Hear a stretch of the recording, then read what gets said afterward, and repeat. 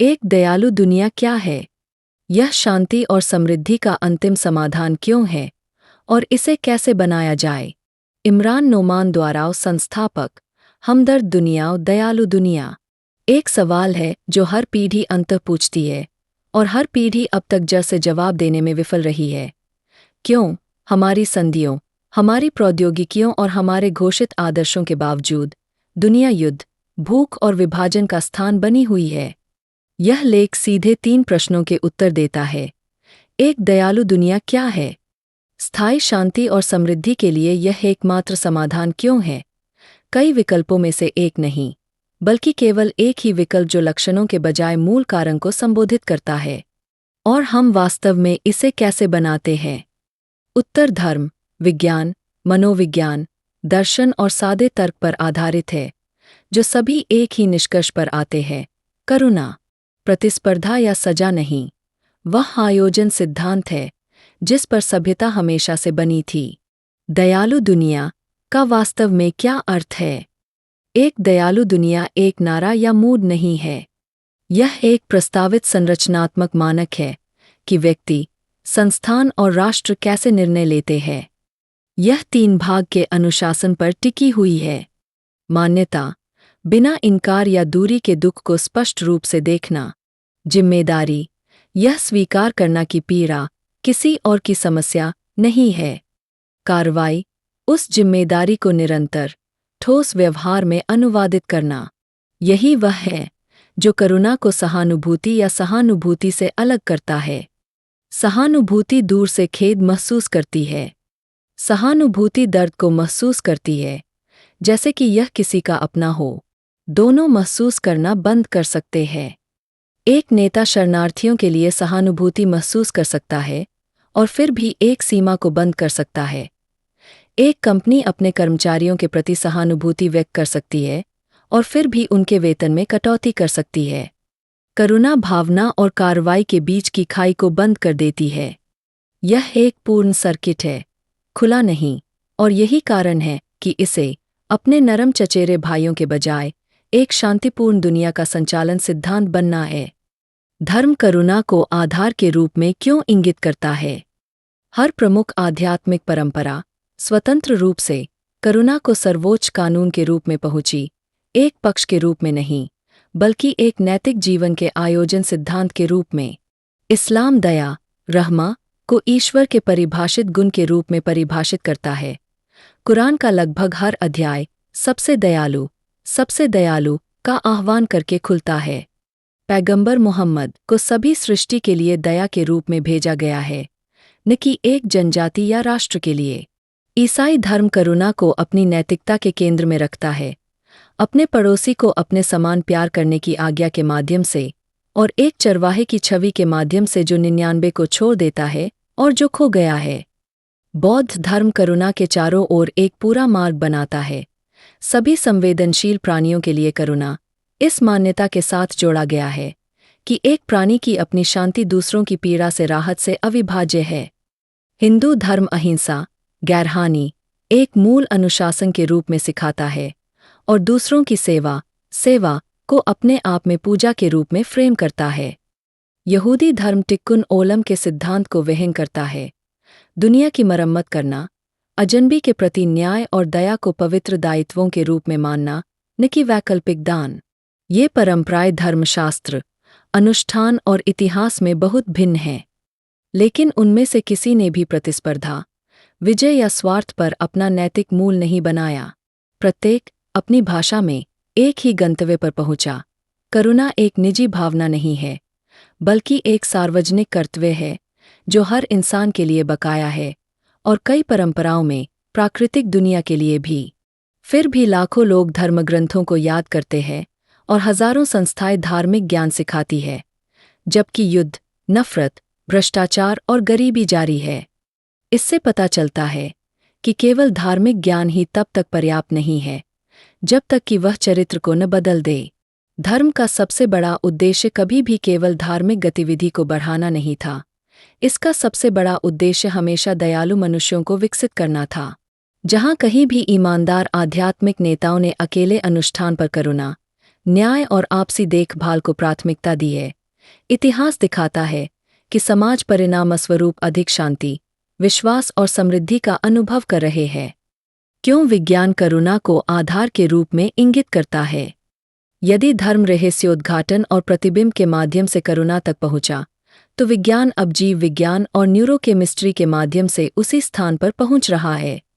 तंत्रिका विज्ञान से पता चलता है कि देने और देखभाल करने के कार्य मस्तिष्क के इनाम सर्किटरी को इनाम प्राप्त करने के समान तरीके से सक्रिय करते हैं। एक घटना जिसे शोधकर्ताओं ने गर्मचमक प्रभाव कहा है। ऑक्सीटोसिन, जिसे अक्सर बॉन्डिंग हार्मोन कहा जाता है, विश्वास, देखभाल और सहयोग के दौरान जारी किया जाता है और यह तनाव और आक्रामकता को कम करता है। मिरर न्यूरॉन्स हमें किसी अन्य व्यक्ति के दर्द या खुशी को प्रत्यक्ष न्यूरोलॉजिकल प्रतिध्वनि के रूप में महसूस करने की अनुमति देते हैं। सहानुभूति का भौतिक आधार। विकासवादी जीव विज्ञान शुद्ध प्रतिस्पर्धा के रूप में योग्यतम की उत्तरजीविता के पुराने कैरिकेचर से आगे बढ़ गया है। समूहचयन और सहयोग सिद्धांत अब बताते हैं कि मनुष्य ने व्यक्तिगत शक्ति के माध्यम से नहीं बल्कि बेजोड़ सहकारी क्षमता के माध्यम से अन्य प्रजातियों को पछाड़ दिया।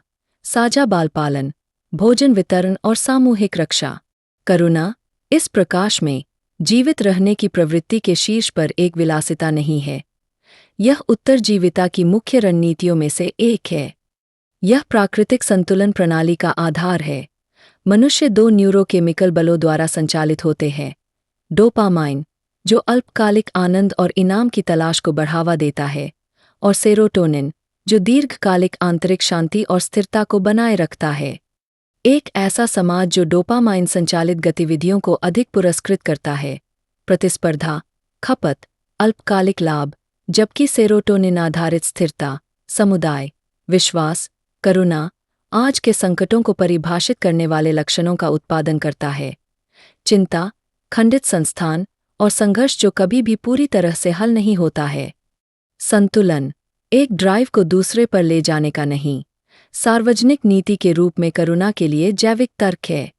क्यों दर्शन करुणा को आधार के रूप में इंगित करता है? संस्कृतियों में दर्शन एक समान अभिसरण पर आता है, तब भी जब इसके तरीके धर्म से तेजी से भिन्न होते हैं।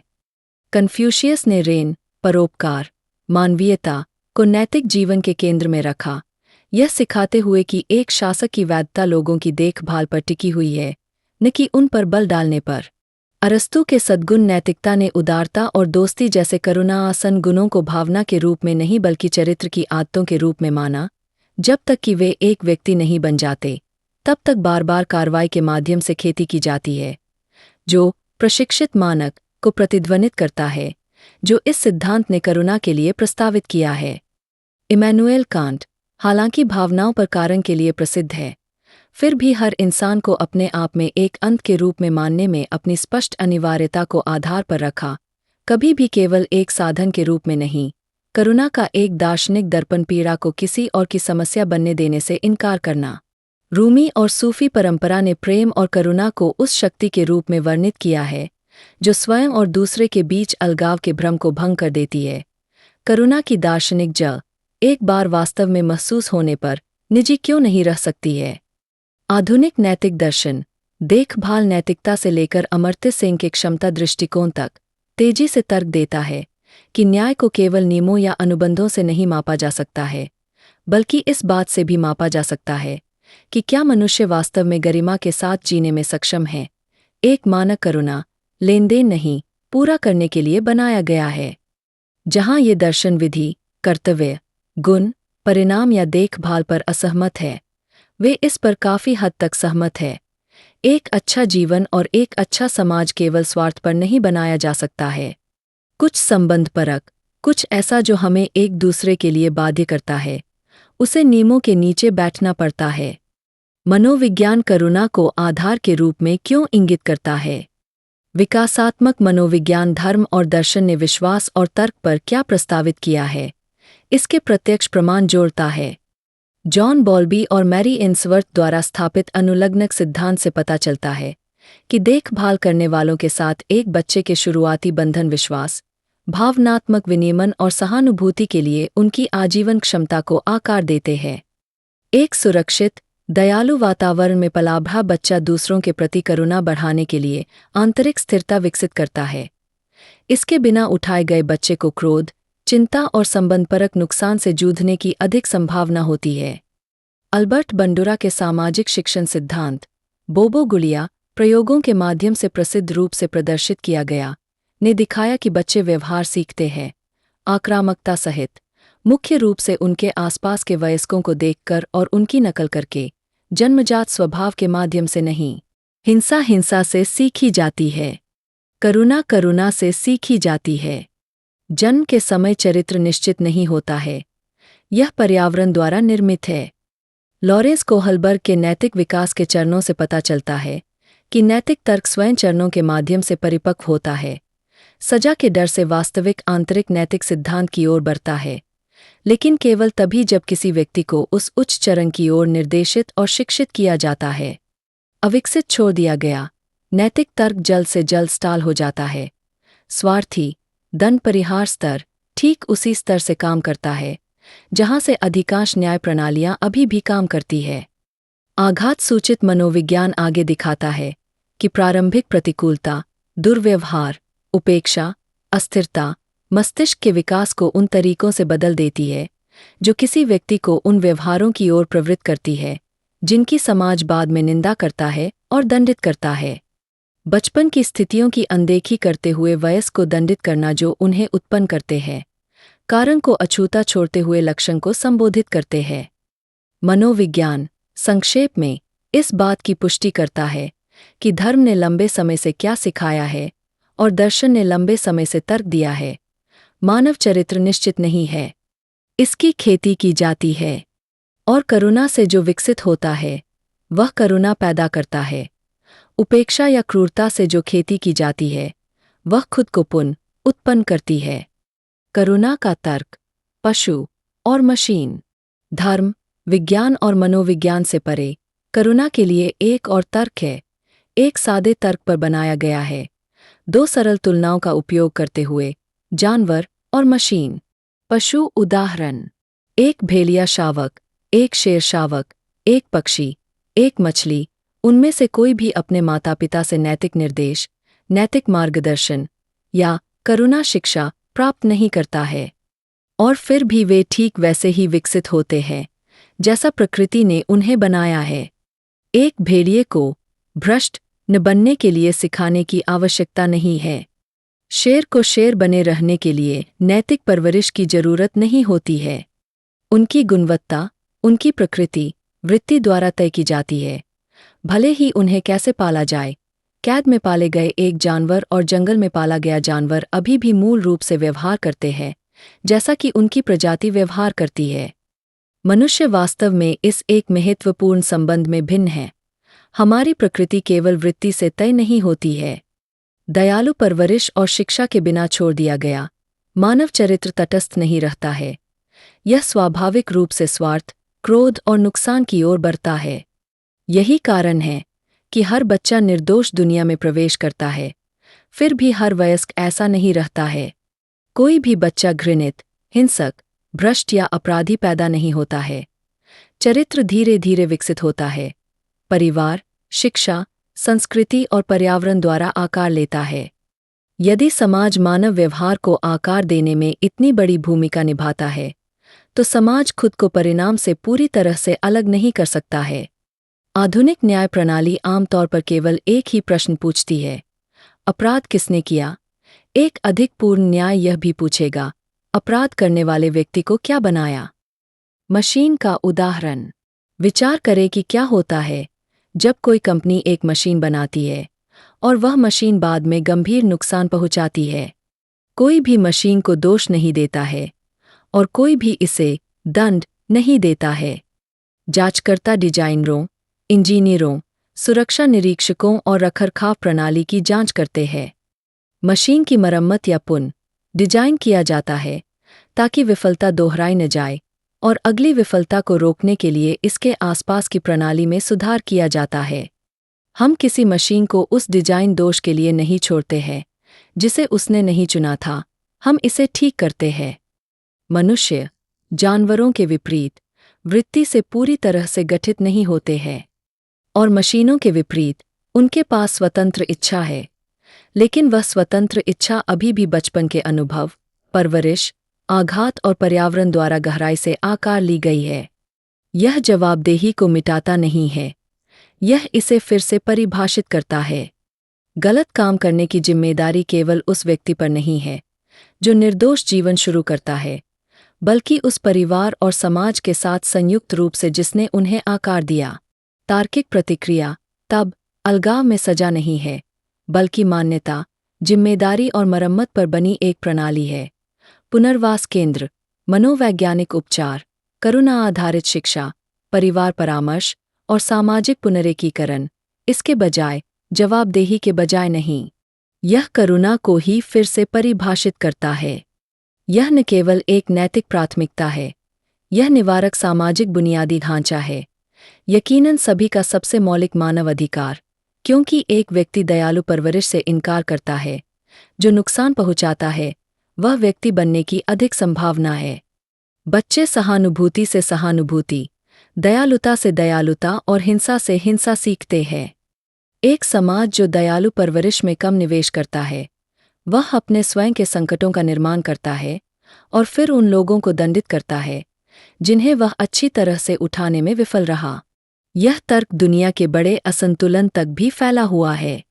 मानवता जिस समस्या का सामना कर रही है, वह शायद ही कभी पूर्ण कमी की है। दुनिया पहले से ही असाधारण धन, भोजन, प्रौद्योगिकी और ज्ञान का उत्पादन करती है। गहरी समस्या असमान वितरण है, जो लालच, भ्रष्टाचार और संसाधनों को नियंत्रित करने के तरीके में करुणा की अनुपस्थिति से प्रेरित है। मानवता मुख्य रूप से संसाधनों की कमी से ग्रस्त नहीं है, यह करुणा की कमी से ग्रस्त है। क्यों प्रकृति का पारिस्थितिकी तंत्र करुणा को आधार के रूप में इंगित करता है? शायद सबसे हड़ताली सबूत प्रकृति से ही आता है, जहाँ कोई धर्म, दर्शन या नीति काम नहीं कर रही है, केवल अस्तित्व। प्राकृतिक दुनिया में पारस्परिकता हर जगह है। मधुमक्खियाँ और फूलों के पौधे, क्लाउनफिश और एनीमोन, माइकोरिजल कवक पूरे जंगलों में पेड़ की जड़ों के साथ पोषक तत्वों का व्यापार करते हैं। ये प्रतिस्पर्धी संबंध नहीं है, वे पारस्परिक लाभ और वास्तव में आपसी देखभाल पर निर्मित आदान प्रदान हैं।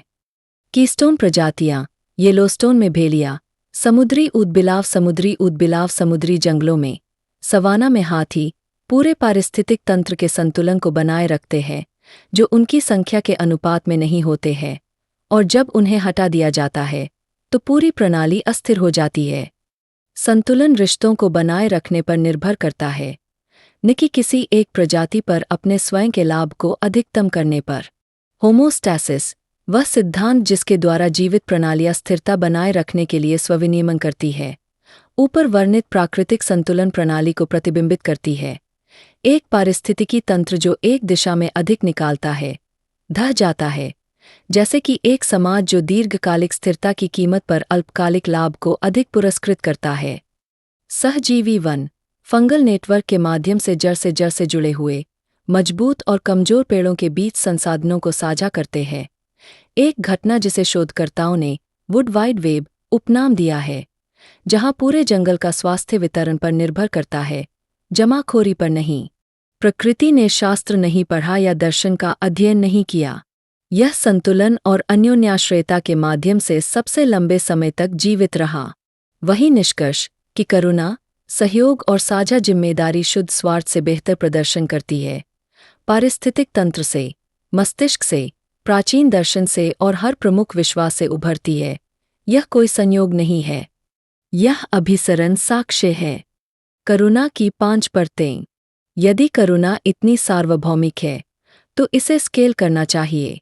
यहाँ मॉडल 5 परतों का प्रस्ताव करता है, जिसके माध्यम से करुणा को आगे बढ़ना चाहिए, किसी एक पर नहीं रुकना। व्यक्ति, एक व्यक्ति अपनी पीड़ा और अपने द्वारा देखी जाने वाली पीड़ा के साथ कैसा व्यवहार करता है। परिवार, करीबी रिश्तों में देखभाल और जिम्मेदारी का अभ्यास कैसे किया जाता है। संस्था, कार्यस्थल, स्कूल और संगठन प्रोत्साहन की संरचना कैसे करते हैं। राष्ट्र, कैसे सरकारें कानून बनाती है और संसाधनों का आवंटन करती है। विश्व, राष्ट्र एक दूसरे से कैसे संबंधित है? विश्व शांति एक एकल राजनयिक कार्यक्रम के रूप में प्राप्त नहीं की जा सकती है, जिस पर एक शिखर सम्मेलन में हस्ताक्षर किए गए हैं। यह पहले हर छोटी परत पर लगातार अभ्यास की जाने वाली करुणा का स्वाभाविक परिणाम है। लेनदेन पर बनाया गया युद्धविराम उस क्षण को ध्वस्त कर सकता है जब लेनदेन सुविधाजनक होना बंद हो जाता है। करुणा पर बनी शांति, जिसके नीचे हर परत पर अभ्यास किया जाता है, में आराम करने के लिए कुछ भी नहीं है। सिद्धांत से व्यवहार तक, एक दयालु दुनिया का निर्माण कैसे करें? एक दयालु दुनिया आदर्श के स्तर पर नहीं रहती है। यह करुणा को जानबूझकर किसी भी अन्य मानक की तरह विकसित करने का आह्वान करता है। शिक्षा के माध्यम से जो कौशल के रूप में मान्यता और जिम्मेदारी सिखाता है, कानूनी और न्याय सुधार के माध्यम से जो जवाबदेही को अकेले सजा के बजाय पुनर्वास के साथ जोड़ता है, मीडिया के माध्यम से जो आक्रोश के बजाय देखभाल को पुरस्कृत करता है, शासन के माध्यम से जो हस्ताक्षरित समझौतों के बजाय निरंतर मानवीय गरिमा द्वारा सफलता को मापता है, और संस्थागत डिजाइन के माध्यम से जो करुणा को मापने योग्य और लागू करने योग्य मानता है, आकांक्षात्मक नहीं, व्यक्ति से शुरू होकर और समाज की हर परत के माध्यम से ऊपर की ओर बढ़ते हुए, इस तरह एक दयालु दुनिया की सिर्फ कल्पना नहीं की जाती है, बल्कि बनाई जाती है। और क्यों? प्रस्ताव पर हर प्रस्ताव में, यह एकमात्र ऐसा है जो उनके लक्षणों को प्रबंधित करने के बजाय संघर्ष और असमानता के कारण को संबोधित करता है। लेखक के बारे में। इमरान नोमान संयुक्त अरब अमीरात में स्थित एक स्वतंत्र शांति शोधकर्ता, लेखक और फिल्म निर्माता है, और हमदर्द दुनिया के संस्थापक है। अनुकंपा विश्व एक वैश्विक शांति आंदोलन है जो विश्व धर्मों, मानव मनोविज्ञान, दर्शन और अंतर्राष्ट्रीय संस्थानों में फैले 15 वर्षों से अधिक के स्वतंत्र, अंतरनुशासनात्मक अनुसंधान पर आधारित है, जिसकी परिणति उनके वैश्विक शांति और समृद्धि सिद्धांत 2026 में हुई। वह द फिफ्थ रिस्पॉन्सिबिलिटी के लेखक है, जो करुणा के ढांचे को अभी तक पैदा नहीं हुई पीढ़ियों के कर्तव्य में विस्तारित करता है, और फिल्म की पटकथा innocent by design, society on trial. उनका काम संयुक्त राष्ट्र स्वयंसेवकों और विश्व युद्ध से परे सहित अंतर्राष्ट्रीय निकायों के साथ जुड़ा हुआ है। अधिक जानें और आंदोलन में शामिल हों। www.hamdarddunia.org। व्हाट्सएप +971 50 246 2276। Email rightways101@gmail.com।